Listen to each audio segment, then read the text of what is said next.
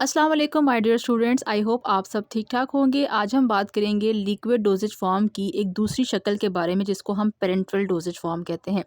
इससे पहले हमने जो थे वो सिरप्स के बारे में डिटेल में देखा था कि सिरप्स को किस तरह से बनाया जाता है, उसके कौन कौन से मेथड हैं, तो उनको हमने डिस्कस किया था। आज के लेक्चर में हम पेरेंटल्स को देखेंगे कि पेरेंटल्स क्या चीज़ें होती हैं। पेरेंटल्स बेसिकली दवाई की उस शक्ल को कहा जाता है जिसको हम बॉडी के अंदर इंजेक्ट करते हैं, उसको हम पेरेंटल्स कहते हैं। इसमें ज़्यादातर हमारे पास इंजेक्शंस आ जाते हैं, ड्रिप्स आ जाती हैं। सो ऐसी कोई भी चीज़ जो कि आप बॉडी के अंदर इंजेक्ट करते हैं उसको हम पेरेंटल्स कहते हैं।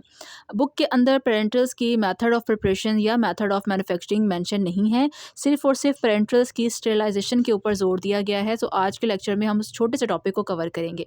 सबसे पहले जी, पेरेंटल डोजेज फॉर्म क्या होती हैं? एक doses form that is injected intravenously, ऐसी दवाई की शक्ल जिसको आप किसी भी रग के अंदर लगाते हैं, वेन के अंदर लगाते हैं, उसको इंट्रावीनस कहते हैं।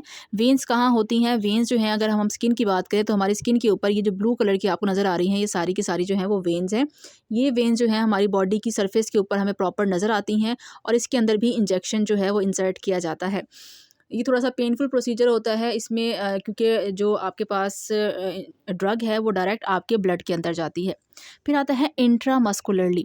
इंट्रामस्कुलरली भी इंजेक्शंस होते हैं, इनको हम आईएम इंजेक्शंस भी कहते हैं। ये इंजेक्शंस मसल्स के अंदर लगाए जाते हैं, हमारे जो स्केलेटल मसल्स हैं, ख़ास तौर पर हमारे शोल्डर्स के मसल्स जिनको हम डेल्टाइड मसल्स कहते हैं, यहाँ पे लगाए जाते हैं।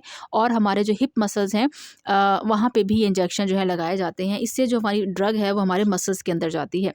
फिर आता है सबकुटेनियस। सबकुटेनियस क्या होता है कि हमारी जो स्किन है, स्किन की 3 लेयर्स होती हैं। जो पहली लेयर है उसको एपिडर्मिस कहते हैं, दरमियानी लेयर को हम डर्मस कहते हैं और स्किन की जो सबसे नीचे वाली लेयर होती है उसको हम सबकुटेनियस या हाइपोडर्मस कहते हैं। इंजेक्शन जो है वो स्किन की दूसरी लेयर में भी लगाए जाते हैं, यानी कि उनको इंट्राडर्मल भी कहा जाता है। इसके अलावा स्किन की थर्ड लेयर में भी इंजेक्शंस लगाए जाते हैं जिसको हम सबकुटेनियस इंजेक्शंस कहते हैं। सो ऐसी कोई भी इंजेक्शंस की शक्ल जिसको आप चाहे वेन में या रग में लगा रहे हैं, मसल में लगा रहे हैं, या आप उसको स्किन की किसी भी लेयर में लगा रहे हैं या किसी भी दूसरे रूट से लगा रहे हैं। फॉर एग्जाम्पल उसको आप आर्टरीज़ के अंदर लगा रहे हैं, आप उसको जॉइंट्स के अंदर लगा रहे हैं, तो जिसमें आपने सिरिंज का इस्तेमाल कर लिया, सुई का इस्तेमाल कर लिया, उसको हम क्या कहते हैं? उसको हम पेरेंटल रूट कहते हैं। These doses form must be free from micro organisms. ये जो आप दवाइयाँ बनाते हैं जो कि आपने बॉडी के अंदर इंजेक्ट करनी होती है, इनको हमेशा जरासीम से फ्री बनाया जाता है। इसमें बिल्कुल भी चांस नहीं है कि आपकी प्रिपरेशन में कोई जरासीम मौजूद हो। ये जो इंजेक्शंस होते हैं ये 100% जरासीम से फ्री होते हैं, इसलिए हम इनको पायरोजन फ्री भी कहते हैं। पायरोजन बेसिकली वो केमिकल होता है जो कि हमारी बॉडी के अंदर जब एंटर होता है तो हमारे हाइपोथैलेमस पे जाके अटैक करता है। हाइपोथैलेमस हमारे ब्रेन का, फोर ब्रेन का एक हिस्सा होता है जो कि हमारे टेम्परेचर को रेगुलेट करता है। सो जब भी पायरोजन हमारी बॉडी के अंदर एंटर होते हैं ये हमारे हाइपोथैलेमस पे अटैक करते हैं, हाइपोथैलेमस को डिस्टर्ब करते हैं। लिहाजा हमारा हाइपोथैलेमस जो है वो हमारी बॉडी के टेम्परेचर को 37 डिग्री सेंटीग्रेड के ऊपर मेंटेन नहीं कर पा रहा होता। जब आपका टेम्परेचर 37 डिग्री सेंटीग्रेड के ऊपर मेंटेन नहीं होता तो उससे फिर आपको बुखार हो जाता है। सो ऐसे कोई भी इंजेक्शन जिनको लगाने से पेशेंट को बुखार हो जाए, इसका मतलब है कि उसके अंदर किसी न किसी किस्म का कोई जरासीम या पायरोजन फ्री मौजूद है। लिहाजा इंजेक्शंस को बनाते हुए इस चीज़ को आपने ज़रूर मेक श्योर करना है कि वो मुकम्मल तौर पर कंटेमिनेशन से पाक हो, इसमें किसी किस्म की आलूदगी के चांसेस नहीं होने चाहिए। जबकि जो आपकी ओरल डोजेज फार्म होती हैं, चाहे वो टैबलेट्स हैं, सिरप्स हैं, कैप्सूल्स हैं, उनके अंदर थोड़ा बहुत अगर पायरोजन्स मौजूद हैं या माइक्रो ऑर्गेनिज्म मौजूद हैं तो वो बॉडी को इतना नुकसान नहीं पहुंचाते जितना कि उस टाइम नुकसान पहुंचता है जब आप किसी भी जरासीम वाली दवाई को डायरेक्ट अपने खून के अंदर या अपनी रगों के अंदर उतार लेते हैं। मोस्ट कॉमनली जो हम इंजेक्शंस की फॉर्म में दवाइयाँ इस्तेमाल करते हैं वो या तो इंजेक्शंस होते हैं, इंजेक्शंस वेन में भी लगते हैं, मसल में भी लगते हैं, आर्टरीज़ में भी लग सकते हैं, हमारी रीढ़ की हड्डी में भी लग सकते हैं, इसके अलावा हमारे जॉइंट्स में भी लग सकते हैं।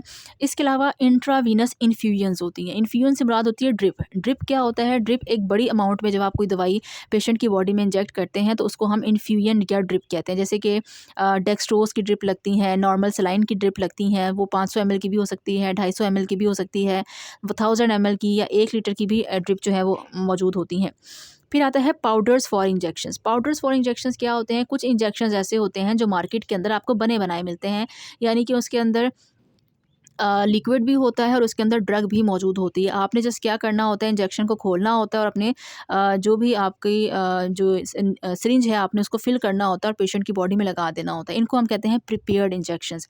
कुछ इंजेक्शंस मार्केट में आपको ऐसे मिलते हैं जिसमें आपको पाउडर अलग से मिलता है एक शीशी के अंदर, और एक शीशी के अंदर जो कि पूरे शीशे की बनी हुई होती है जिसको हम एम्प्यूल कहते हैं, उसके अंदर आपको लिक्विड मिलता है। एम्प्यूल की मेरे पास एक पिक्चर मौजूद है, वो मैं आपको यहाँ पे दिखा भी देती हूँ। ये एक एम्प्यूल है जिसके अंदर आपको एक लिक्विड जो है वो नज़र आ रहा है। इसके ऊपर ड्रग का नाम भी लिखा हुआ है कि इसके अंदर जो है वो ट्रेमाडोल नामी ड्रग मौजूद है। इसके अगर आप गौर करें तो एम्प्यूल की इस साइड पे आपको एक मार्क नज़र आ रहा है जिसको आप रेड कलर का मार्क कहते हैं। ये वो पॉइंट होता है जहाँ से आपने इसको तोड़ना होता है। आपने एम्प्यूल को इस तरह से पकड़ना है और उसके बाद आपने इस रेड पॉइंट के ऊपर ज़ोर से कोई भी हार्ड चीज़, चाहे आपके पास छुरी है या कोई भी चीज़ मौजूद है, कैंची है, आप इसके ऊपर मारते हैं। तो ये जो आपके पास कैप है, ये ऊपर वाला हिस्सा है इसको कैप कहते हैं, जो नीचे वाला हिस्सा है इसको हम बॉडी कहते हैं, ठीक है।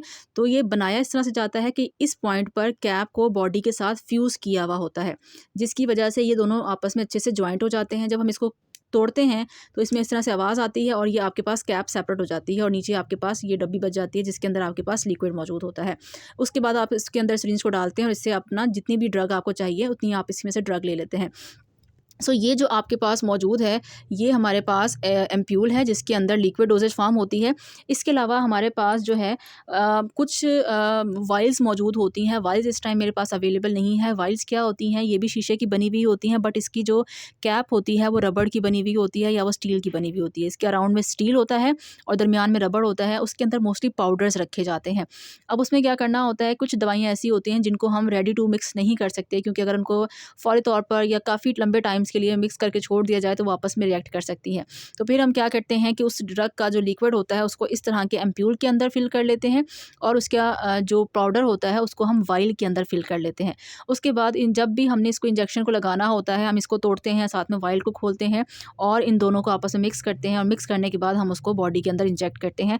इस तरह के इंजेक्शंस को हम कहते हैं पाउडर्स फॉर इंजेक्शंस, कि इसमें पाउडर्स होते हैं और उन पाउडर्स को हम इंजेक्शंस के तौर पर इस्तेमाल करते हैं, बट डायरेक्ट पाउडर नहीं लगाते। पाउडर के साथ साथ में उसका लिक्विड भी मौजूद होता है, उसको लगाया जाता है।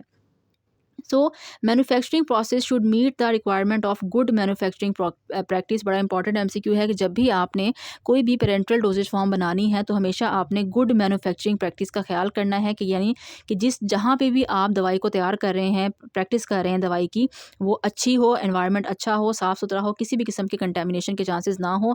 ये लाइन अक्सर एमसीक्यू में पूछ ली जाती है कि गुड मैन्युफैक्चरिंग प्रैक्टिस का जो रूल है वो किस प्रोडक्ट के ऊपर या किस डोजेज फॉर्म के ऊपर यूज़ होता है, तो वो होता है पेरेंटल्स के ऊपर। फिर आता है जी स्टेरिलाइजेशन। क्या होती है स्टेरिलाइजेशन? का मतलब होता है किसी भी दवाई को जरासीम से पाक करना, उसको हम स्टेरिलाइजेशन कहते हैं। चाहे दवाई है, चाहे कंटेनर है, जैसे भी ड्रग है, इस ड्रग को भी स्टेरिलाइज़ किया जाता है जो इसके अंदर मौजूद है। उसके साथ साथ ये जो कंटेनर आपको नज़र आ रहा है इसको भी स्टेरिलाइज़ किया जाता है, ताकि इस कंटेनर के अंदर किसी किस्म का कोई जरासीम मौजूद ना हो जो कि आपकी ड्रग के साथ इंटरेक्ट करे।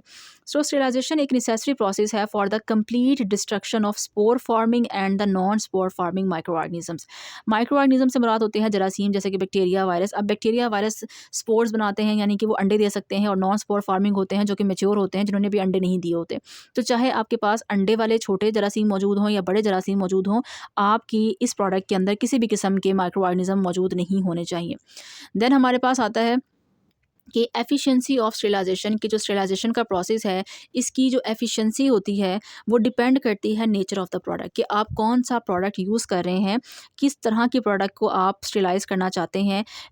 उस प्रोडक्ट के अकॉर्डिंग आप अपना स्टेरिलाइजेशन का मेथड सेलेक्ट करते हैं। कुछ चीज़ें ऐसी होती हैं जिनको हम हीट नहीं कर सकते, लिहाजा उनको फिर हमें ठंडे तरीके से स्टेरिलाइज़ या जरासीम से पाक करना पड़ता है। And the type of contamination, यानी कि उस दवाई के अंदर किस तरह की कंटेमिनेशन है, किस तरह का उसके अंदर टॉक्सिक मटेरियल मौजूद है, उस टॉक्सिक मटेरियल को निकालने के लिए अलग से एक मेथड होता है, उस पे हम डिपेंड करते हैं। अब वो है जी जनाब, हम दर्ज झैल मेथड जो है वो इस्तेमाल करते हैं स्टेरिलाइजेशन के लिए।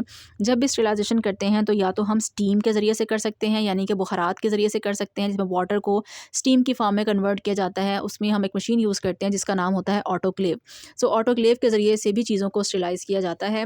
फिर आता है जी गैस स्टेरिलाइजेशन। अच्छा, ऑटोक्लेव जो है ये आपने फर्स्ट ईयर में फार्मा माइक्रोबायोलॉजी में पढ़ा होगा कि इसमें होता क्या है कि हमारे पास एक मशीन होती है, उस मशीन को हम 121 डिग्री सेंटीग्रेड पे उसका टेम्परेचर सेट करते हैं और उसको 15 से 20 मिनट के लिए उसको चलाते हैं और जरा किसी भी प्रोडक्ट को उसके अंदर रख देते हैं, तो जरासीम से जो है वो प्रोडक्ट जो है फ्री हो जाती है। फिर आता है गैस स्टेरिलाइजेशन। हम किसी भी प्रोडक्ट को अगर हम हीट नहीं करना चाहते तो हम गैस के ज़रिए से भी उसको साफ़ कर सकते हैं। जैसे कि ये लिक्विड है, अगर इसके अंदर से गैस गुजारी जाए, गैस का नाम क्या है, ओजोन गैस जो है वो मोस्टली यूज़ की जाती है जरासीम को रिमूव करने के लिए। इसके साथ साथ शुआओं के ज़रिए से भी हम जो है वो जरासीम साफ़ कर सकते हैं। कौन कौन सी शुआएँ इस्तेमाल की जाती हैं? X rays, gamma rays, ultraviolet rays और इलेक्ट्रॉन बीम। इनमें से सबसे ज़्यादा जो ताकत होती है किसी भी चीज़ के अंदर गुजरने की, वो गैमा रेज़ की होती है। ठीक है, एक्स रेज़ की भी होती है, अल्ट्रावायलेट की भी होती है, बट इसकी स्लाइटली ग्रेटर होती है। तो रेडिएशंस जो है इनको हम कोल्ड स्टेरिलाइजेशन भी कहते हैं। इसके ज़रिए से हीट इस्तेमाल नहीं होती और जरासीम जो है वो आसानी से रिमूव हो जाते हैं। बट रेडिएशंस को डील करना रेडियोलॉजिस्ट का काम है, आम बंदा ये नहीं कर सकता। सेकंड चीज़, रेडिएशंस जो होती हैं वो एक्सपेंसिव होती हैं, तो प्रोडक्ट की कॉस्ट जो है वो थोड़ी सी ज़्यादा हो जाती है। और लास्ट में आता है फ़िल्ट्रेशन, यानी कि छन्नी के ज़रिए से, फ़िल्टर पेपर के ज़रिए से भी आप अपने प्रोडक्ट को छान सकते हैं। जैसे कि अगर ये लिक्विड है, अगर मुझे लगेगा कि साफ़-सुथरा नहीं है, तो मैं कोई भी फ़िल्टर पेपर लूँगी और इसमें से लिक्विड को उस फ़िल्टर पेपर में से गुज़ारूँगी, तो जो भी कंटामिनेशन होगी वो फ़िल्टर पेपर के ऊपर रह जाएगी और बाकी साफ़-सुथरा मटीरियल जो है मुझे नीचे हासिल हो जाएगा। उसके बाद मैं उसको अपनी प्रोडक्ट के अंदर इस्तेमाल करूँगी और उसको पेशेंट की बॉडी के अंदर इंजेक्ट कर सकते हैं। सो ये सारी अबाउट छोटा-सा topic about parental dosage form. I hope lecture आपको पसंद आया होगा। लेक्चर पसंद आया है तो प्लीज़ वीडियो को लाइक करें, चैनल को सब्सक्राइब करें और अपने फ्रेंड्स के साथ इसको ज़रूर शेयर करें। Thank you so much. अल्लाह हाफ़िज़।